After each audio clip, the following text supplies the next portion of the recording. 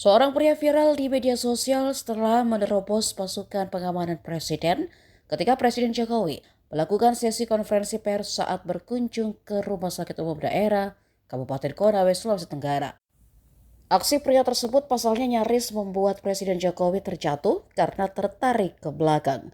Rupanya pria berbaju batik itu adalah mantan PNS bernama Mahyudin. Dalam video terdengar pria tersebut sempat mengatakan jika gajinya sudah tidak dibayarkan selama 6 bulan. Saat Presiden Jokowi tengah menjawab pertanyaan wartawan, sosok pria berambut pendek itu tiba-tiba muncul dari pintu Rumah Sakit Umum Daerah. Pria itu semakin mendekati Presiden Jokowi dan akhirnya seorang petugas pas pampres menariknya. Saat ditarik itulah pria tersebut ternyata sudah menarik lengan Jokowi sampai membuat kepala negara tersebut nyaris terjatuh. Kepala Badan Kepegawaian dan Pengembangan Sumber Daya Manusia Konawe Suparjo menyebutkan jika Mahyudin adalah mantan PNS Sekretaris Desa. Mahyudin disebutkannya sudah diberhentikan sebagai PNS oleh BKN atas dugaan pelanggaran. Tahun 2022 diberhentikan atas dugaan pemalsuan ijazah. Dia pun memastikan sosok Mahyudin tak lagi memiliki hak untuk menerima gaji PNS dan tidak terdaftar di BKN.